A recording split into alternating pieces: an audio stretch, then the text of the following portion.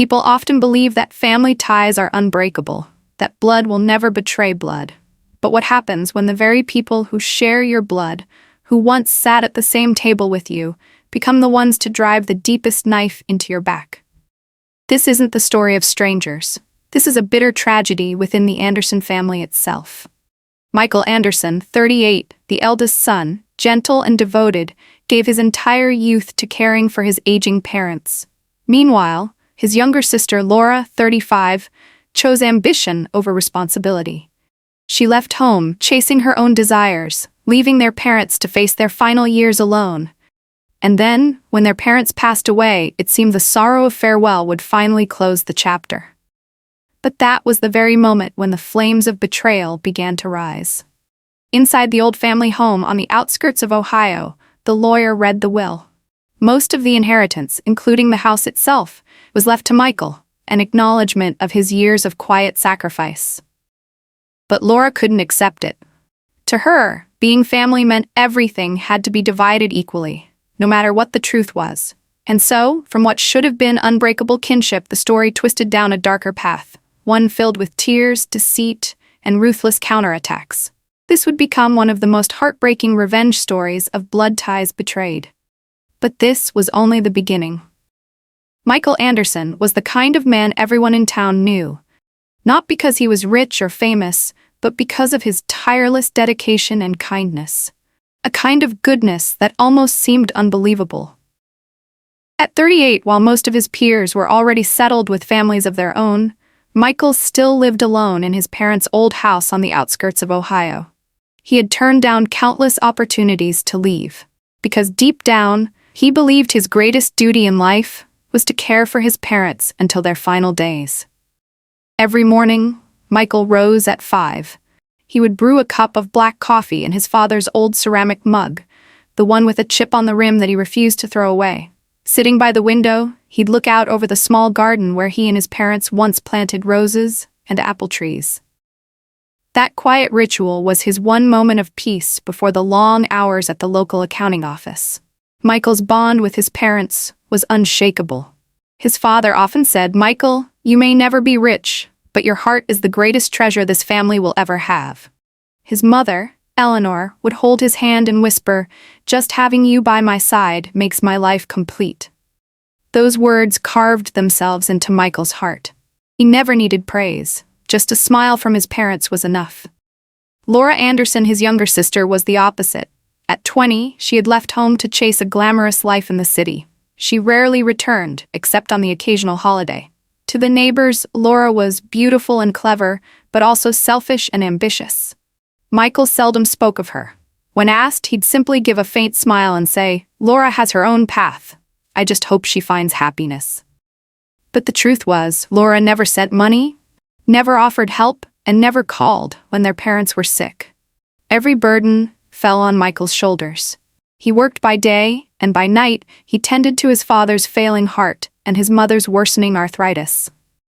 The lights in the Anderson house often burned late, Michael awake through the night to measure blood pressure, to cook porridge, or to soothe his mother's pain.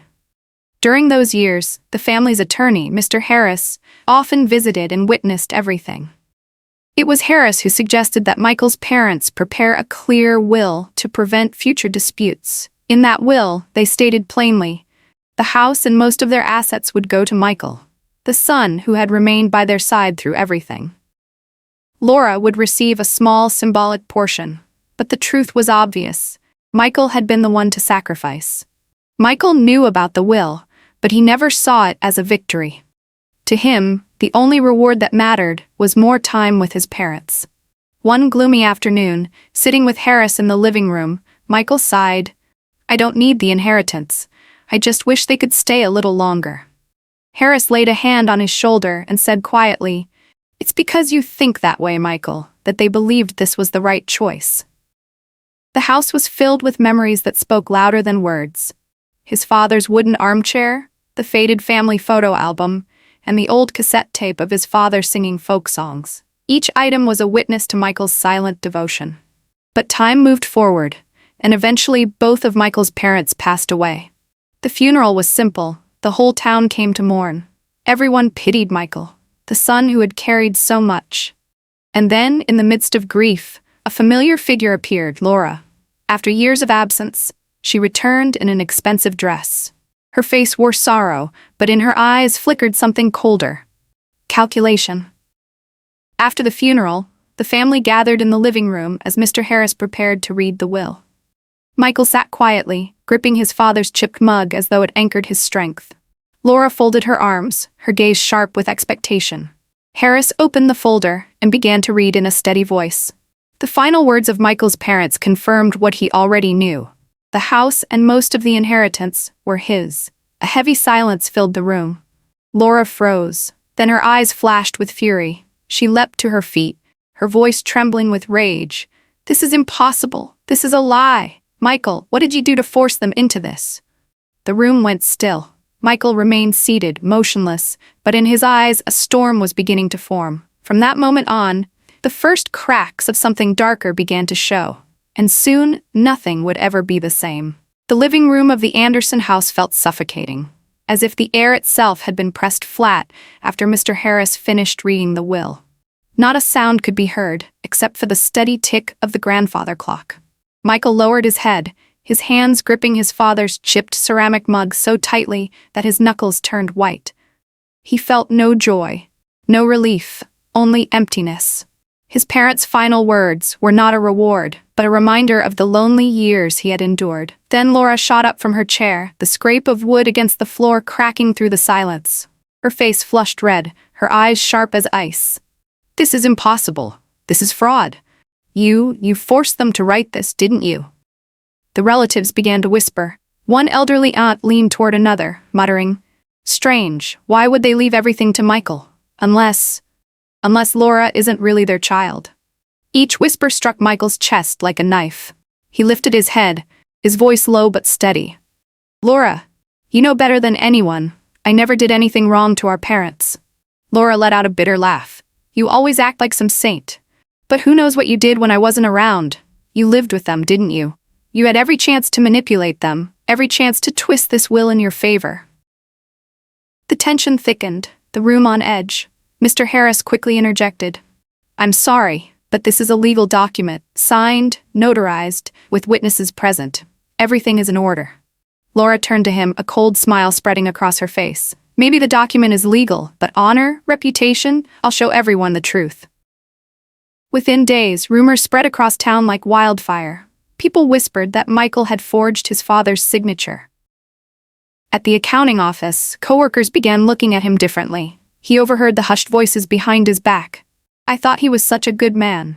Turns out, he's just greedy." Michael felt the whole world turning against him. Every step home was heavier, like walking with stones tied to his feet. In his heart he asked, "How could my own sister do this to me?" One evening, when he arrived home, he found an envelope in his mailbox. No return address. Inside was a printed email, evidence Laura had planted to smear him. From michael.anderson@email.com to harrislawfirm@legal.com. Subject regarding the will. "Please make the changes as I requested. I want the house and most of the savings in my name. Don't tell Laura, she doesn't deserve it. Make it look legal." Michael's hands shook as he held the paper. He knew instantly it was fake.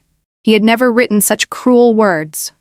But with the timestamp and his email address printed so clearly, how could he possibly convince others? He slammed the paper onto the table and dropped heavily into a chair. His chest burned with pain, torn between sorrow and rage. He thought of his parents, of the endless nights spent by their bedsides. Do they know the truth? Would they still believe in me? In his anger, Michael struck the wall with his fist, leaving blood smeared across his knuckles. He swore to himself that Laura would not bury him under her lies. But before he could even form a plan, new devastation struck. Laura had officially hired an attorney and filed suit, demanding the court nullify the will. From that moment, Michael realized the nightmare had only just begun, and worse, far worse, was still to come. But worse was coming. The dust from the will reading hadn't even settled when another storm began to form. Laura, instead of accepting the truth, chose confrontation. And with that choice, a series of events pushed Michael into isolation, alone and outcast, even within his own family. Laura started spreading rumors. She called relatives and friends, spinning a story that Michael had taken advantage of their parents in their final years, pressuring them to write an unfair will. On the phone, she cried, her voice trembling like a victim robbed of her birthright. The rumors spread like wildfire. At the market, when Michael walked in, people paused to stare. Whispers followed him. He stole everything from his sister. An old vendor he had known for years turned away when he greeted her. She only shook her head, her eyes full of doubt. Michael carried his groceries in silence, each step down the small street feeling heavier than the last. A single question haunted him. Why is one lie enough to make everyone doubt me? His reputation, once admired as the devoted son who cared for his parents, was collapsing. The town he had always called home now felt suffocating, every glance cold, every silence heavy. It was as if he were trapped inside an invisible prison, condemned without trial. Laura didn't stop at whispers. She organized a family meeting to set the record straight. Standing before everyone, tears rolling down her cheeks, she claimed that Michael had locked their parents away, refusing visitors, using their illnesses as an excuse to control everything. The atmosphere grew thick. One uncle slammed the table, shouting, "If you're truly innocent, why didn't your parents split things evenly? Laura is their child too. Why the unfairness?" Michael's voice broke, his eyes wet. "I was with them until their final breath. They knew who cared for them. I never forced them into anything." But his words fell into silence, drowned by suspicious eyes and dismissive glances. An aunt shook her head, whispering, "Maybe Michael took advantage when no one else was there." Not a single relative stood by him. Even those who once praised his devotion stayed quiet. In that moment, Michael felt betrayed, not only by Laura, but by the very blood ties that should have defended him. Loneliness wrapped around him, heavy and suffocating. And then Laura escalated again. Days later, she unveiled new evidence, an old piece of paper, supposedly handwritten by their father. A yellowed page, the handwriting shaky, no signature at the bottom. "Michael is unfair. Laura is also my child. The house should be divided." Laura held it up with conviction. "This proves father regretted his decision. He wanted me to share the house, but Michael hid it." Michael's hands trembled as he held the page. He knew instantly. It wasn't his father's. His father always signed every note he wrote. This one had no signature. His voice cracked as he shouted, "This is fake. Father never left a note unsigned. And he told Mr. Harris in front of me that the house was mine." Laura smirked coldly. "You could forge a signature. Why couldn't I have this note? Who's more believable, someone who wants everything or someone who only asks for fairness?" Relatives exchanged uneasy looks, then shook their heads. One muttered the old saying, "Where there's smoke, there's fire." The paper became a weapon against Michael. His defense, no matter how honest, sounded weak. His credibility, already fragile, crumbled completely. To them, he was no longer the loyal son. He was greedy, manipulative, untrustworthy. That night, Michael sat alone in the dark. The wooden armchair where his father once read the paper sat empty. Memories of sleepless nights, tending to his parents, flashed in his mind, every drop of sweat, every tear shed. But all those sacrifices were now buried under false accusations. He opened his journal, his hand shaking as he wrote, "They don't believe me. They only believe the lies Laura tells. I can't let the truth be buried like this." Yet even as he wrote, fear gnawed at him. Would justice stand by him when everyone else had turned away? While Michael fought to hold himself together, Laura grew bolder. She believed she had everyone on her side. One night, through the thin wall, Michael overheard her on the phone with a friend. Her voice was sharp, dripping with arrogance. "Get ready. I'm taking him to court. This time, I'm not just taking the house, I'm taking everything." Michael clenched his fists, his heart pounding. In that moment, he understood Laura was prepared to go too far. And from here on out, the real battle was only beginning. Laura didn't stop with whispers and forged notes. She decided to strike harder, filing an official lawsuit, demanding the court nullify their parents' will. On the first day of the preliminary hearing, Michael sat quietly in the corner of the courtroom. He looked exhausted, yet his eyes still held firm resolve. In front of him lay a thin folder. Inside, a notarized copy of the will, his father's old notebook, and a few faded scraps of paper. That was all he had to defend himself. Across the aisle, Laura made her entrance in an expensive dress, her makeup flawless. her smile brimming with confidence. Beside her sat Richard, her husband, who had stayed silent for years. Now he posed as the dignified, supportive man, determined to shield his wife. And it was in this moment that the deeper truth began to surface. Richard was drowning in debt after a string of failed investments, and Laura needed to seize the house so she could sell it and pay off what they owed. This wasn't about fairness. It was about salvaging a marriage and protecting a crumbling reputation. Michael felt his chest tighten as the opposing attorney laid it bare. He remembered his father's words, "This house is the soul of our family. Once it's sold, everything is lost." Yet here was his own sister, trying to do the one thing his father had feared most, sell the home, just to cover her husband's failures. The courtroom grew tense. Laura's attorney rolled out a parade of evidence and damaging testimony. A neighbor took the stand, claiming to have heard Michael arguing with his father late at night. The claim was vague, but it sent murmurs through the courtroom. Michael shot up, his voice shaking. "That's not true. I never argued with my father. He was weak and ill. I cared for him every day." But his words, though sincere, were drowned out by skeptical looks and shaking heads. Harris, his attorney, objected, calling the testimony baseless. Still, the judge allowed the record to stand.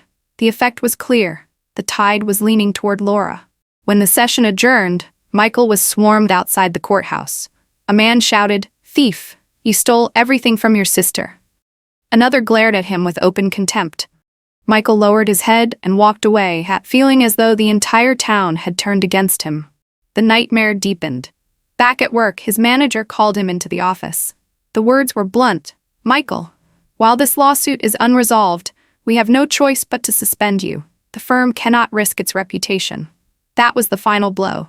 His job, the only security he had beyond the house, was gone. Back home, he collapsed into a chair, his hands trembling as he covered his face. Accusations echoed in his head, each one heavier than the last. For the first time, he felt utterly defeated, as if there was no way out. But a few days later, Laura unveiled yet another weapon, a so-called diary entry from their father. In an old notebook, a shaky line read, "Michael often gets angry and forces me to obey. I fear for my estate after I'm gone." The courtroom fell silent as the pages were read. Michael's knees nearly buckled. He shouted, "This is fake. That line was cut and pasted from my father's real journal. He never wrote this." But who would believe him? The handwriting was convincing.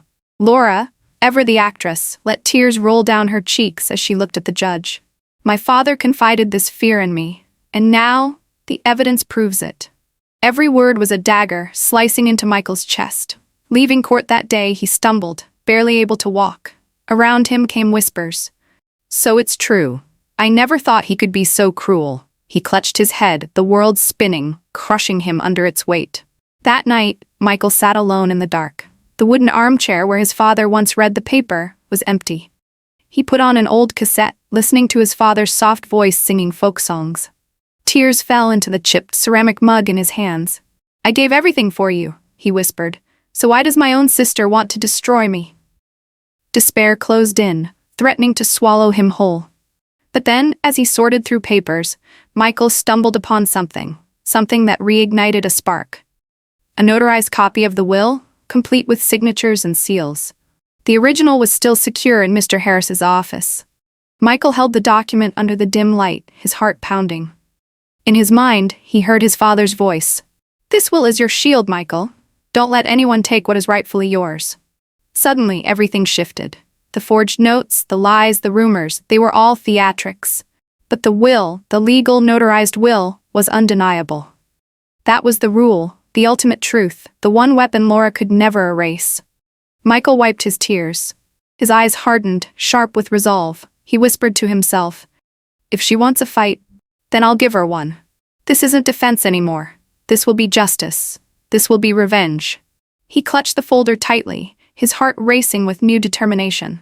For the first time, Michael wasn't just enduring. He was planning to strike back. And with the will in his hands, the real battle was about to begin. Michael had passed through the darkest stage of despair. After nights of silent tears by the old chair, listening to his father's voice on that worn cassette, he finally understood a painful truth. If he only defended, he would be crushed. To survive, He had to change. And that change began with a plan for revenge, not with violence, but with truth, with justice, with the very weapon his parents had left him. He gave the plan a name. 4 steps under the word cage: collect, align, gamble, edge. Collect. Michael began by digging through every memory, every piece of paper left in the house. In a small wooden box, he found his father's old recordings. "Michael, you are the only child who never abandoned us." His father's warm voice rang from the tape, something no one could fake. He also uncovered old emails from Laura to her friends, cold lines that read, "My parents are always sick, such a burden. Luckily, Michael is stuck at home taking care of it all." Words she once tossed out casually now became evidence against her. One evening, Michael went to see Mr. Harris, the one ally who still believed him. Harris looked at the young man's hollow eyes, worn down by sleepless nights. "Michael, if you truly want to fight, I'll stand by you. But you must understand, this game will be ruthless." Michael nodded. He knew the road ahead was dangerous, but he had no other choice. Align. Michael realized he couldn't win this war alone. He went to his old neighbor, Mrs. Margaret, who had often seen him caring for his parents. At first she hesitated, afraid of being dragged into conflict. But then Michael showed her old photographs, him feeding his father soup, wiping his mother's forehead. Tears filled her eyes. "I'll tell the truth. I saw you there every night." Laura never came. She became a witness Laura would never expect. Michael found another ally too, an uncle who had once believed Laura, but now began to doubt. After listening to his father's recorded voice, the uncle sighed. "Maybe I was wrong. I'll stand with you, but make sure everything stays lawful." Michael smiled faintly, feeling the first spark of hope flicker to life. Gamble. To turn the tide, Michael had to take risks. He decided not to reveal all his evidence at once. Instead, at a family gathering, he pretended to compromise. "If you want, Laura, I can give you a small portion of the inheritance, as long as the house stays intact." Laura sneered, convinced Michael was on the verge of collapse. But it was only a feint.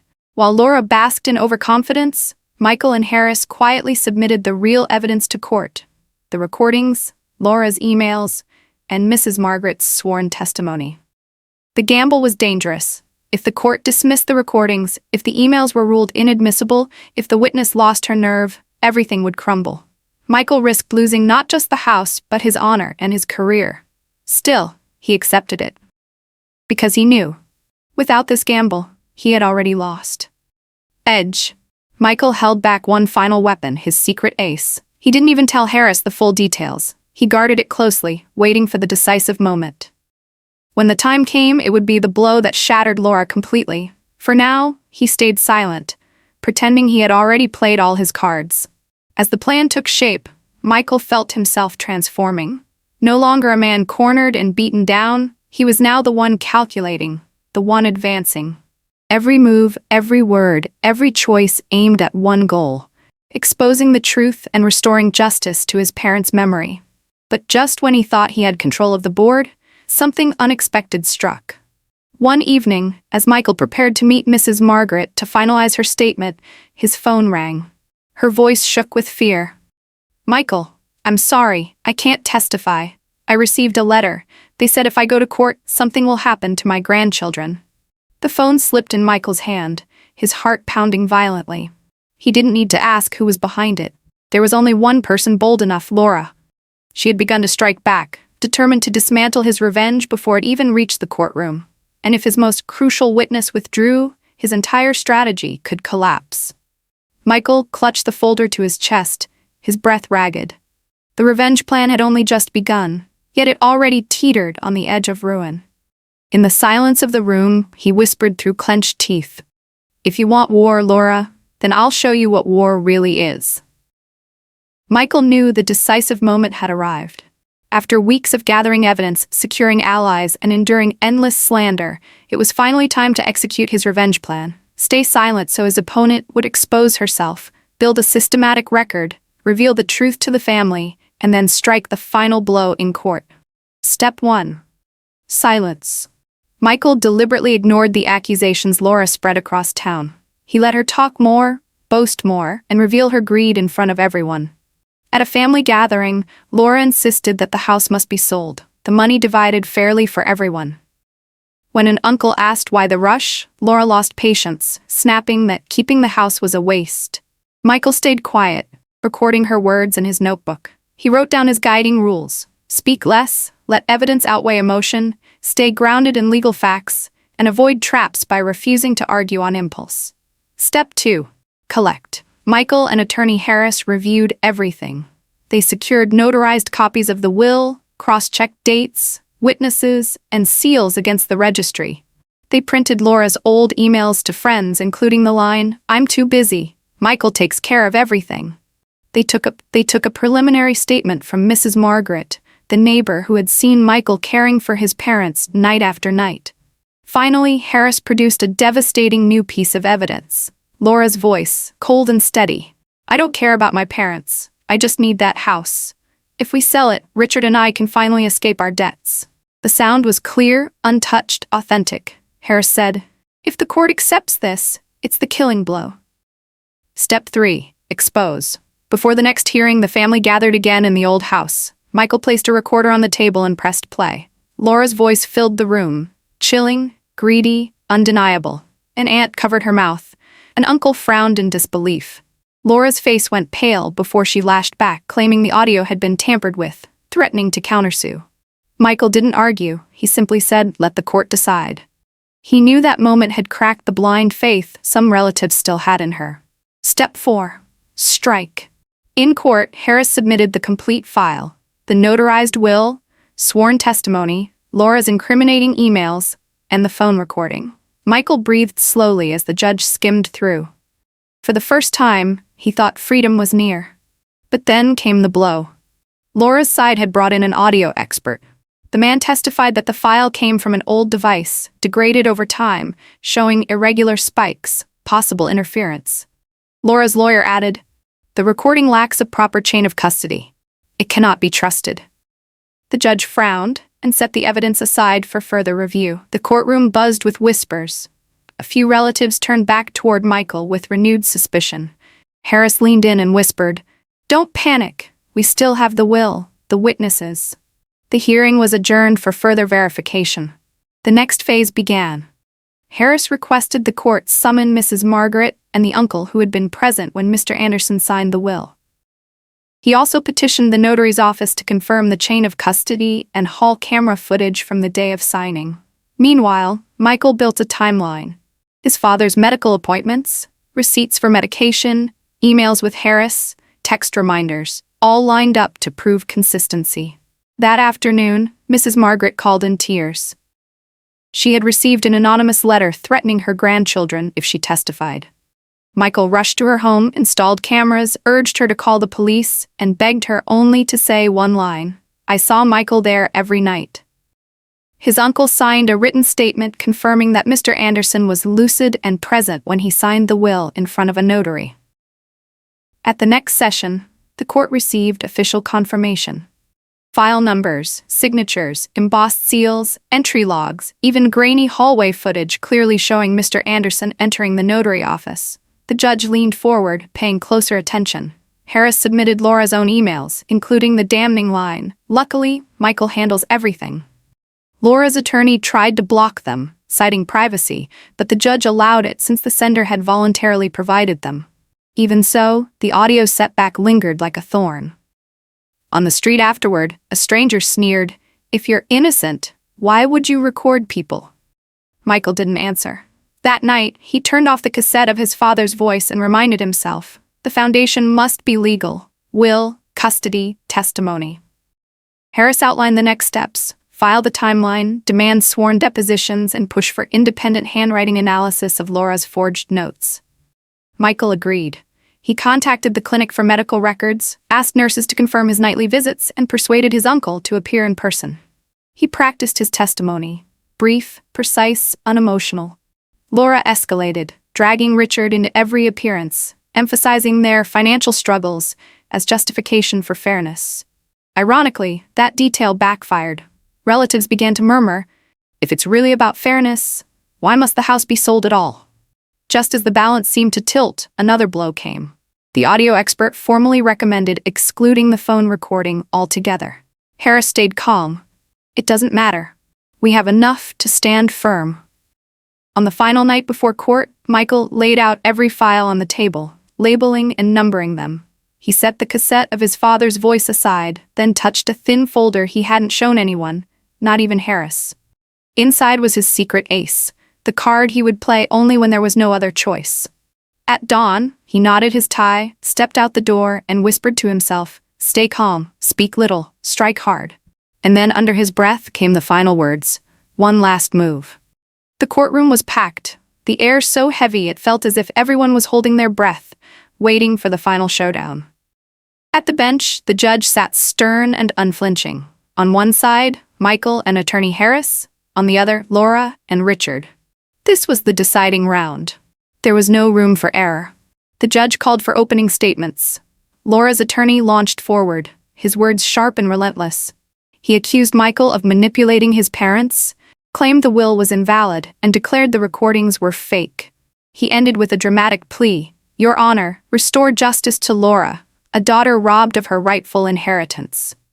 Laura dabbed at her eyes, feigning tears, though behind them gleamed triumph. Then Michael rose. His voice was steady, deliberate. "I have been silent for too long. It's time for the truth to speak." At Harris's signal, Michael began laying out the evidence, one by one.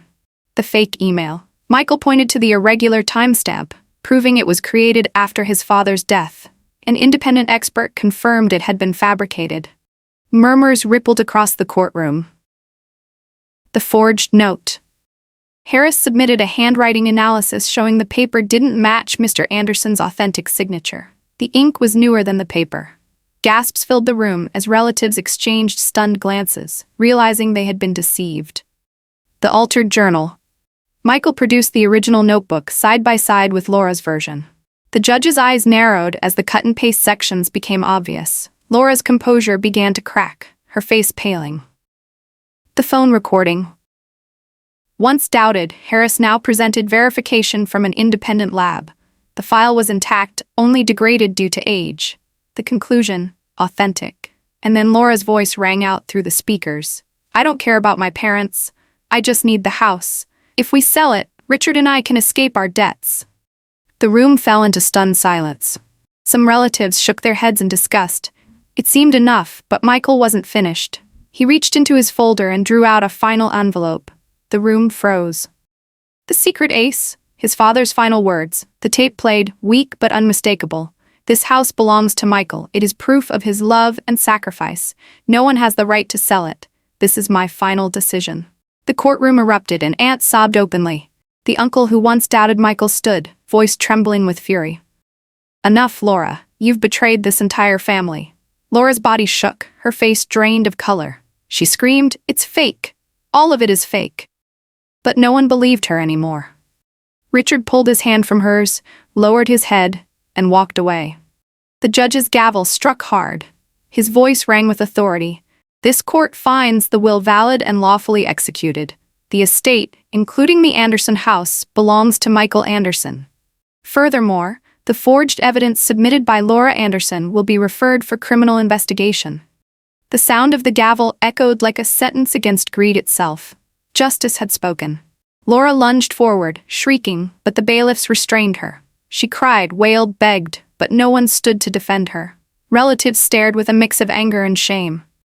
Richard disappeared out the doors, leaving Laura collapsed in her chair, trembling and alone.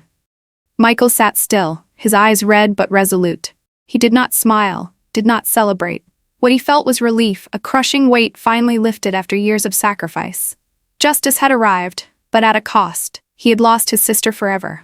Harris leaned close, whispering, "You did it. The truth won." Michael whispered back, "No, my parents won. They've finally been vindicated." As the court emptied, relatives approached Michael, some apologizing through tears. "You were the worthy son," one said softly. "You gave them honor. You gave them peace." Michael only nodded, clutching the will and the cassette tightly in his hands. Laura was escorted away, facing charges for forged evidence. The Anderson home remained untouched, a monument not of property but of truth, love, and sacrifice. When Michael finally stepped out of the courthouse, the sky was clear, the sun breaking through. Light poured across his face as he whispered, "Mom, Dad, I kept my promise. Justice served." After the trial, Laura was no longer the wrong daughter she once pretended to be. Her reputation collapsed, friends turned away, and Richard, her husband, already weary from the mountain of debt, finally walked out, leaving her in humiliation. The old rumors about Michael quickly faded, replaced by hushed conversations about Laura, greedy, deceitful, the sister who betrayed her own blood. She had no choice but to leave town, condemned to live in solitude, carrying the shadow of disgrace. The log fell on her completely. She lost her husband, her family, and her name. Michael, after the storm, returned to the home where his parents had once lived. The house was more than property now. It was a symbol of love, sacrifice, and justice. He tended the garden his father once planted, kept the old wooden armchair in its place, and every morning still drank coffee from his father's chipped mug. This was his a quieter life, but one marked by scars. He no longer naively believed family always meant safety. Instead, he understood the true value of truth and resilience. At a later family gathering, the uncle who had once believed Laura stood up and walked toward Michael. Placing a hand on his shoulder, his voice low, he admitted, "I was wrong. I doubted you. But now I know. You were the one who carried the true duty of a son. If your parents were here, they would be proud." That uncle became the indicator, a small thread of humanity left in a family once torn apart by greed. Michael nodded without bitterness. He simply replied, "What matters most is that my parents have been vindicated. As for me, I only wanted to keep this home, just as I promised them." Justice had been served, and life moved on to a new chapter. Family is supposed to be where blood protects blood, but when greed takes over, those very blood ties can become the deepest cuts. Justice can restore the truth, but it can never mend a broken heart. That is the final lesson from today's story. What do you think? If you were in Michael's place, would you choose forgiveness, or would you let justice deliver the punishment? In a family, can love and loyalty be strong enough to overcome betrayal?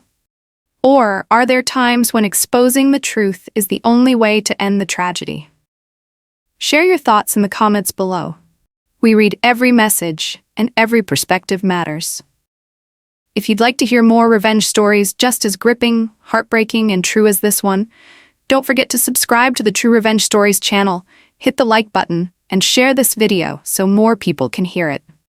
Every day, we bring you new stories, where justice is served, betrayal is punished, and listeners walk away with lessons they'll never forget. You've reached the end of this story, but which one in our playlist will surprise you even more? Click and explore, because the next story might shock you, move you, and leave you with a lesson that stays with you long after the video ends.